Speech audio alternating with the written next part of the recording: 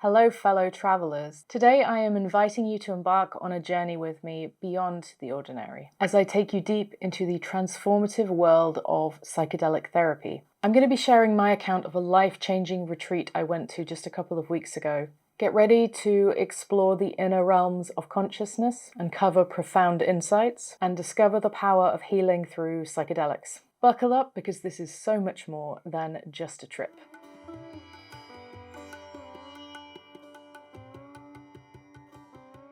You know, I love a good disclaimer on my videos, but if any video needs a disclaimer, it's probably this one. It should go without saying that I'm going to be talking about using a drug, or rather a medicine, that is illegal in many places in the world. I'm not encouraging anyone to do anything apart from maybe to keep an open mind and hopefully listen to my story. It should go without saying, anything you do as a result of watching this video is, as with all your own actions, completely on you. And I just want to say, as a further safety warning, if you like, it is suggested that people with a history or family history of psychosis, bipolar disorder, schizophrenia, this is not a comprehensive list, do your own research, that these categories of people should avoid psychedelics in general because it can trigger things in some people. And if you are on medication as well, you need to be very careful because there may be drug interactions. So it is heavily advised to talk to your doctor before doing anything. I am not your doctor, I'm not a doctor, it's not on me, I'm telling you about my experience. So what is psilocybin and why on earth did I take it? Psilocybin is a naturally occurring psychedelic compound found in certain species of mushrooms, often referred to as magic mushrooms or shrooms. When metabolized by the body, it interacts with the serotonin receptors in your brain. This interaction leads to changes in perception, cognition, and consciousness, resulting in psychedelic effects such as visual or auditory hallucinations, an altered sense of time, and changes in mood and emotions. Now, in recent years, there has been growing interest in the therapeutic potential of psilocybin and other psychedelics for various mental health conditions, particularly depression, anxiety, and PTSD. Research suggests that psilocybin, when used in a controlled therapeutic setting, may help people experience profound insights, emotional release, and a sense of connection, all of which is very helpful in facilitating therapeutic breakthroughs. So let's talk a little bit about psychedelics and neurodivergent brains in particular. Research into psychedelics as a whole is still quite young, and research into psychedelics and the neurodivergent brain is even younger. It's still very much in its infancy. But there is some anecdotal evidence, if you will, about psychedelics improving quality of life for autistic people, ADHDers, I think also other neurodivergent conditions such as Tourette's, as well as our commonly co-occurring conditions such as depression, anxiety, PTSD, and so on. Now, one thing we know about autistic brains is that we have less synaptic pruning than regular brains. And this pruning is basically the brain's equivalent of sweeping up dead leaves, clearing out the unused neuronal pathways. It's a very important process, and autistic brains don't do it as well or as much. And one thing we know about psychedelics, particularly psilocybin, is that it promotes something called neuroplasticity, which promotes the growth of new, fresh neuronal pathways, among other things. We don't know exactly yet that it does impact synaptic pruning. The relationship may not be completely direct in that sense. But given the potential for psychedelics to modulate neuroplasticity and synaptic function, it's conceivable that they could have an effect on this process, either directly or indirectly. And my personal experience of psilocybin throughout the years has been very much that a mental cleansing has occurred. It felt like I've had a squeegee poked in my brain, cleaning out all the rubbish and giving me a shiny, fresh new brain at the end of it. Now, we also know that autistic people have structural and functional differences in an area of the brain called the amygdala, which I like to refer to as my tiny little fear button. I'm quite a jumpy person. I think my amygdala might be easily activated. I have had PTSD in the past. I think my nervous system, my amygdala, it's all just very jumpy. Jumpy is the word. Sensitive is the better word. And this difference in the amygdala is also probably why we have such high rates of comorbid anxiety and PTSD. And what we do know about psychedelics is that they can change the functioning of the amygdala and, crucially, disrupt fear responses. And disrupting fear responses while processing trauma or anxiety can be very powerful. So honestly, this is such an interesting topic for me, as you can probably tell. If I had a parallel Sam, she would be doing a PhD on my behalf about psychedelics and autism. But this is the very short version of why a neurodivergent person might be interested in the potential therapeutic effects of psychedelics. And I say this with my disclaimer in mind. It's not going to be suitable for everyone, but it may be very suitable for quite some people. So I've been interested in psilocybin therapy for years. I have some experience with psilocybin and microdosing in particular, but then out of the blue, I got an email inviting me to a psychedelic treat, offering me a discount in exchange for talking about my honest experiences in a video, which is this one. And to be perfectly honest, if I'm going to take advantage of anything that is offered to me as a result of having this platform on YouTube, it's this. Don't hate me, you'd have taken this one too. But I didn't promise to do anything other than talk about my experiences. I'm not contractually obliged to be positive, okay? So I was given complete permission to give my full, honest opinion, and that's what this is. So let's talk about the retreat itself. It's called the Shift Retreat, and it's run by an organization called the Inner Shift Institute. And they take the therapeutic potential of psilocybin to a whole other level. So this is a 6-day retreat, all-inclusive, accommodation, food, and 2 psilocybin ceremony days, as well as 2 microdosing days. And this is all under the guidance of trained professionals. And when I say professionals, I mean psychologists, trauma therapists,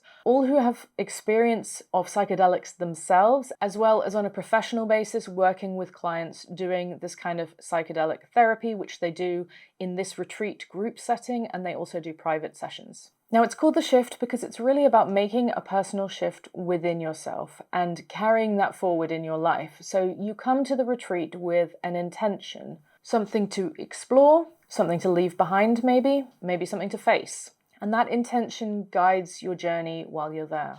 Because this is not a magic pill situation where you take something and all your problems instantly go away. For me anyway, it worked more like a very intense 5 years worth of therapy crammed into one day kind of basis. And the healing came about more on a narrative, more on a storytelling basis. And a lot of it looks at maybe like the stories that we tell ourselves, the mental loops we get stuck in, the beliefs that we have, uncovering these kind of things. I think that will become clear later on in the video. So let's talk about the details, practicality, and safety. So the thing that really impressed me here was the focus on safety.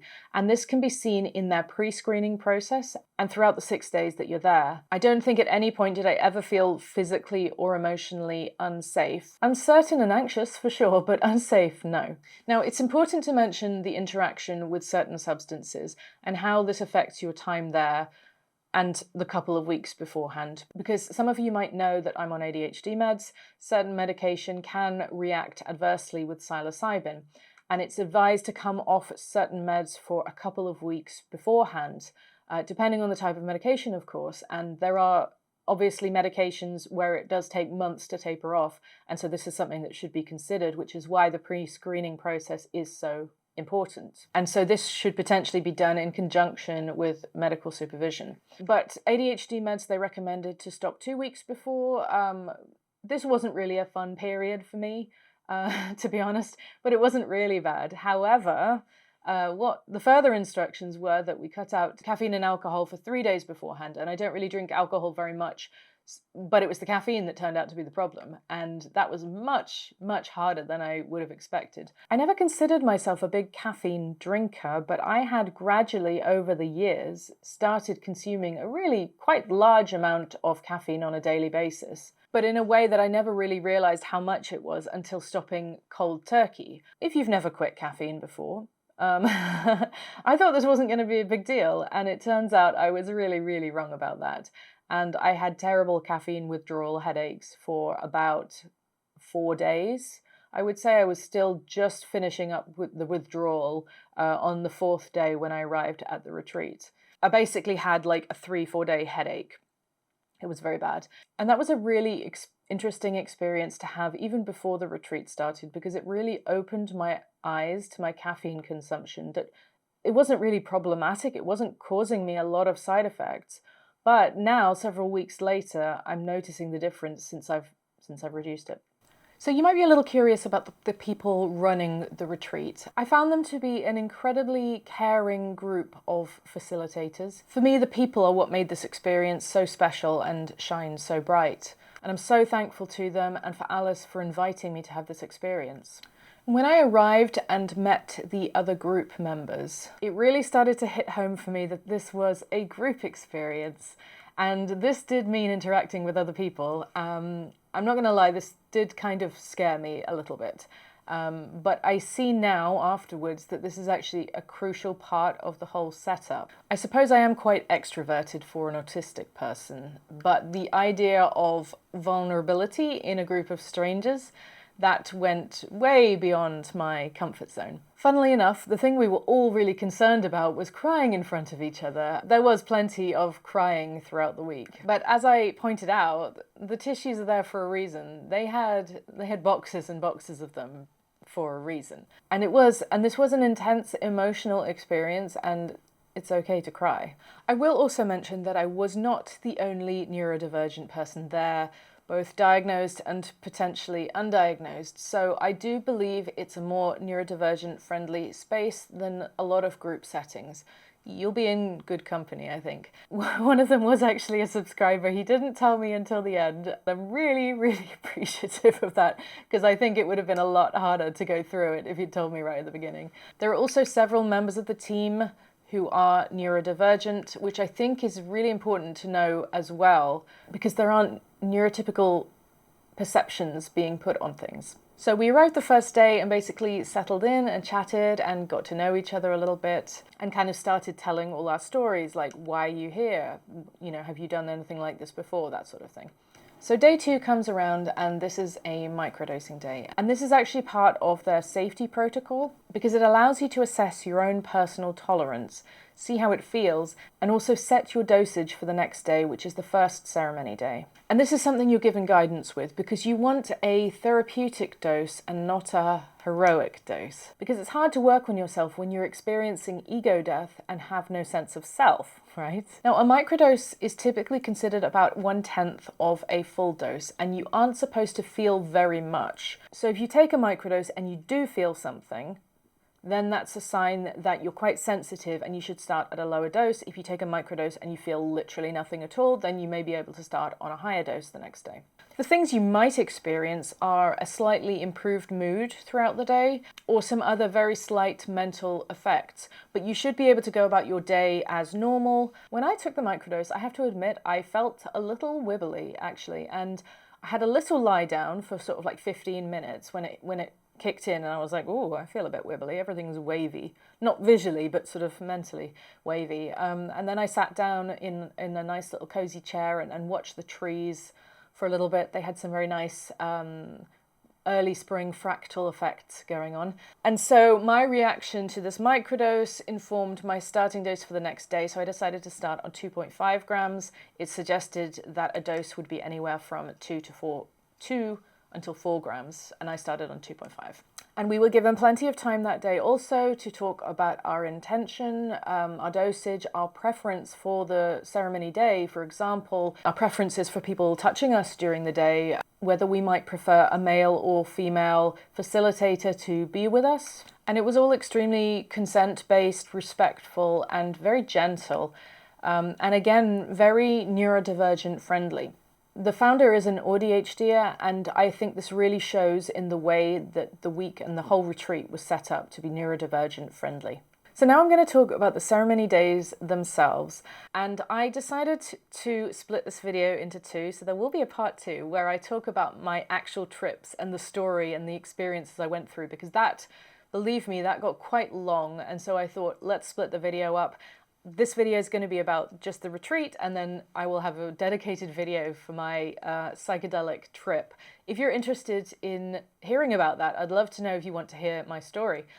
So do look out for part 2. I say soon, it may not be soon, it'll be at some point. Look out for part 2 when it's here, because there's so much to say and I didn't want this video to get really excessively long.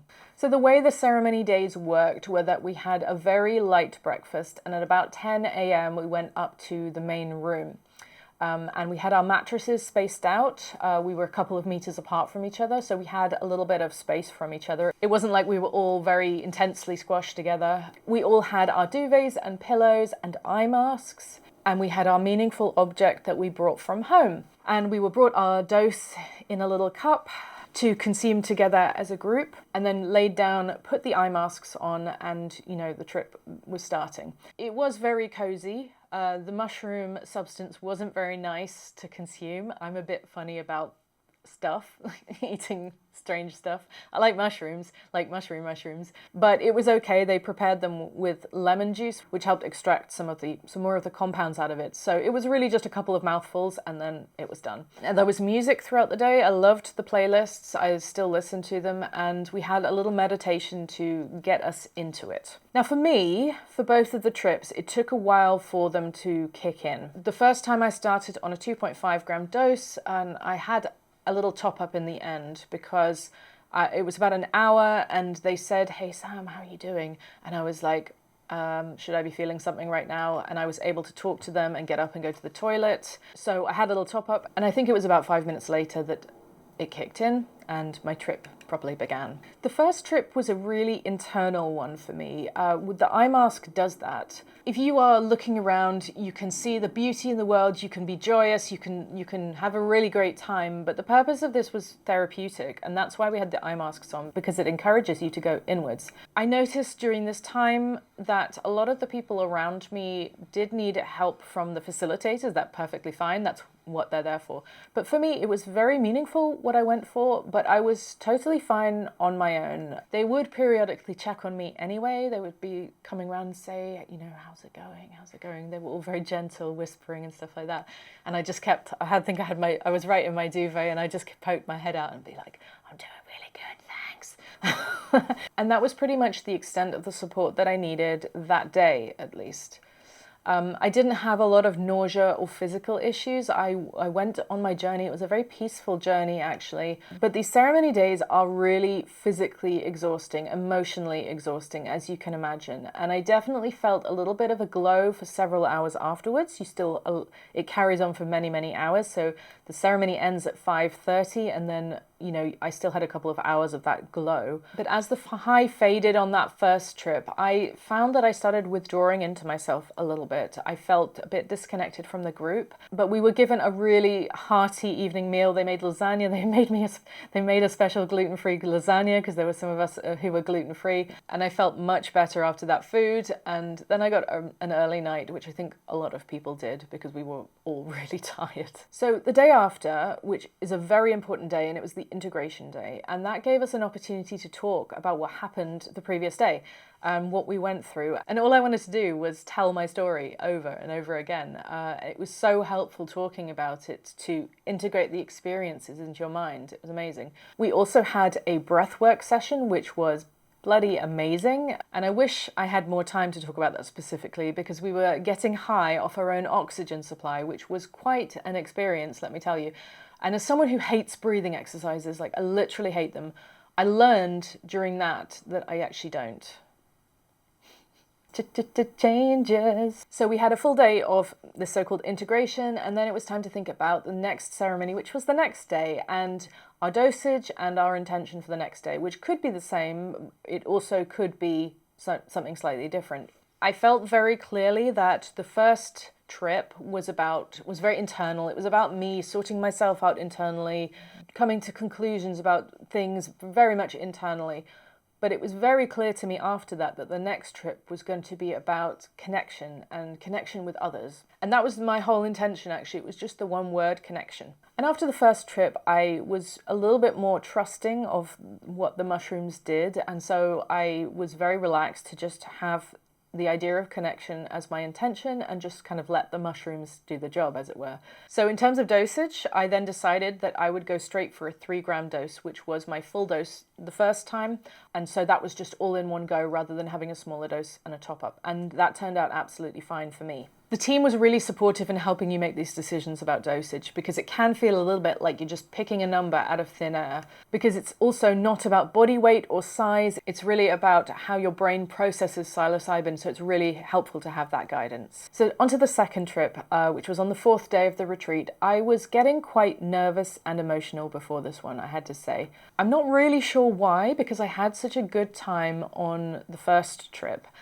I think it was because I didn't know what to expect. I thought, oh, I've had such a good first time. My second one, it's going to be so hard. It's going to be deep and dark and scary. I'm due for a bad trip. And then because I was upset and I was crying a lot beforehand, and then I got worried that because I was in such an emotional place, that meant that I was going to have a bad trip. So I kind of worked myself up into a state, and I realized that I was going to need the support of the facilitators this time, because this wasn't something that I could do alone anymore. And they were so kind and reassuring to me, but even before, the ceremony started. So by the time I got my dose, I just looked at it and thought, well, fuck it, I'm safe here. Like, I've got people here. I felt safe, so, may as well. So I took that dose and then laid down and put my eye mask on. But that second ceremony did not go at all how I had expected. But again, I'll tell you more about the details of the second trip in part 2. The relevant and interesting thing to say about this second trip was that the first one was quite mental, it was very much inside my mind. And the second one, I spent quite a frustrated hour and a half trying to get into that mental state, because I thought that's where I was supposed to be, right? And then I got this very clear message. Well, first of all, the facilitator came over and she was like, how are you? And I was just like, I'm really high, but I'm not going anywhere. So I wasn't going anywhere in my mind. And I was like, but I'm really high. So it wasn't a question of I needed to take more mushrooms. But then I realized that the mushrooms had gone to my body this time. And so this second trip for me was completely physical. It was healing. And I believe I processed and expelled a lot of trauma during this trip, which is quite amazing. And when you hear how I did it, you'll be amazed too. So do keep an eye out for part 2. I don't want to spoiler my own video, but it's pretty cool. Processing trauma in such an abstract narrative way was an amazing experience, an incredible experience. But one thing I've learned from this whole experience is that the mushrooms give you what you need and not what you want. Right? Which the Rolling Stones knew all along, I think. On both trips, it gave me something that I didn't know that I needed. I knew the direction I wanted to go, but what I got really was what I needed. The thing about processing trauma, I believe, is it requires connection and support. I could not have done it alone. Even if I'd sat up in my own house and taken the mushrooms, I don't believe that I would have processed this trauma without the facilitators, the team members there. One of them said to me, as I was going through a lot, she said to me, you don't have to do this alone. I'm here. I'm not going anywhere. And that was such a powerful moment when you are physically and emotionally deep in expelling trauma, and someone says that to you and is holding your hands and is just there with you. Incredible. During both trips, both times, they were just there when I needed anything. So they're there when you need to expel your trauma and sob or whatever. They're there to help you go to the bathroom, because that can be quite difficult when you're tripping. They brought me later on in the day, they brought me a little bowl of fruit and nuts, and it was just so beautiful. But after I had processed that trauma during the first bit of the second trip, I rested for a very long time, and then I started to feel amazing. It wasn't a very long trip for me that time. I kind of did what I needed to do, and then I needed a rest, and then I felt good. And so I had several hours of just feeling great and feeling also really connected to my body. I was dancing a little bit. Actually, I was dancing quite a lot. And I felt really good and light and connected, and I haven't felt like that in really such a long time. And when the second trip came to an end, I didn't feel alone and isolated. I felt right there in the group, connected to everyone. And this isn't a feeling that is very common with me, but it was incredible. And I think many of us in the group felt that immense connection that day. So you guessed it, after the second ceremony day, we had another integration day. We did somatic dance, which I loved. And feeling so connected again with my body really carried on into that day. Actually, it's really carried on for the last couple of weeks. As someone who has a background in dance, especially ballet, you know, that's a very restrictive movement. And somatic dance is all about moving in a way that feels good. So I had a lot of fun doing that. And I think a lot of the non-dancers in the group also really enjoyed that way of moving your body. And yes, I will point out that I did do a lot of dancing during the last 2 days, and I was quite sore by the end of it. So now I want to talk about some of the long-term effects that I've experienced after this retreat. I went to it at the beginning of March, and I'm recording it at the beginning of April. So I wanted to write the script for this a few weeks after, so I could really get an idea of what things kept going and what things carried on into my regular everyday life. And I wanted to see what more this experience could offer me, you know, other than a complete mental and identity reset and rebranding, which is no small thing, I might add. And that's really what I felt that I've been through during that time. However, I have noticed other changes in myself as well. So I decided to continue microdosing occasionally because I find it really allows me to be more present, especially with my kids, and just have better days more consistently. I find my priorities have changed a little bit, and I'm less stressed about work and getting things done, which ironically has made me a little bit more productive. Like I alluded to at the beginning of this video, I have now probably cut my caffeine intake by about 75% and have no desire to start drinking pots of coffee again. I'm way more aware of my caffeine intake, and I haven't got it down to 0 because I know that there are some benefits of small amounts of caffeine, but I'm very much more aware of how I'm using it and the effects that it does have on our brain. I actually have got into drinking matcha tea, which I quite like. Sometimes I'll have a coffee, but not always. And that's completely fine with me. We didn't have caffeine at all during the week, so I kind of detoxed during that time, and I came back and I just didn't really feel like starting it up again. The fatigue is gone, and I do find that my energy levels are much better, especially in the morning. Right, what else? My pain, my everyday, ongoing, not quite chronic, but getting there pain that I've had really since the end of my second pregnancy has pretty much completely disappeared and not come back. Another thing that really surprised me in terms of effects after the retreat and kind of came out of nowhere was the impact that this had on my cardio at the gym in a measurable way. Not just from an experiential viewpoint, but also I can see the stats on the machines. So I've always had a very tight chest. I've always hated cardio, and I've never had the feeling that I can fully inhale deeply. After I came back, I went to the gym and I was on the cross train. I was like, oh, it's all this oxygen. Like I felt so much oxygen in my chest, and I was like, I feel really good, and I feel like I like cardio now. And you know, I always hated cardio, and this time I felt like one day I woke up and I was like, oh, it might be nice to go for a run one day. A run! I didn't, but I woke up with the thought that it might actually be all right, and it might be something that I'll explore in the future. So my final thoughts and conclusions are, if you didn't guess by now, this was an extremely profound and life-changing experience for me. Again, I have to say, I'm telling you my own experiences. Your mileage may vary, and I wouldn't like to say that anyone should do this because I had such a great time and you will too. But it's definitely confirmed to me the power of psilocybin in conjunction with this very specific format that they offer, which has really a great therapeutic potential and the possibility to change the nature of mental health care entirely. And the fact that it is criminalized in so many countries is, to me, the far worse crime. Limiting access for something that can profoundly help people who aren't being helped by traditional mental health services or regular medication. And often these people tend to be neurodivergent as well.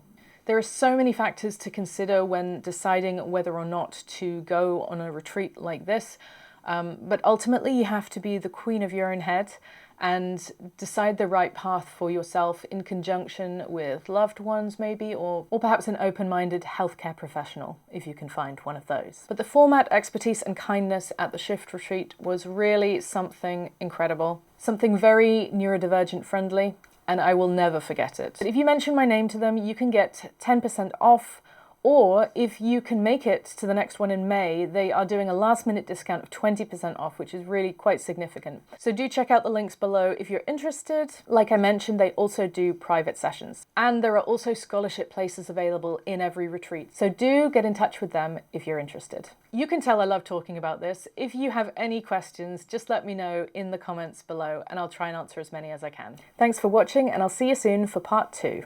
As well as our commonly co-occurring conditions. Say that 3 times. Why we have such high and this, what was I saying? The end of my second pregnancy. And they think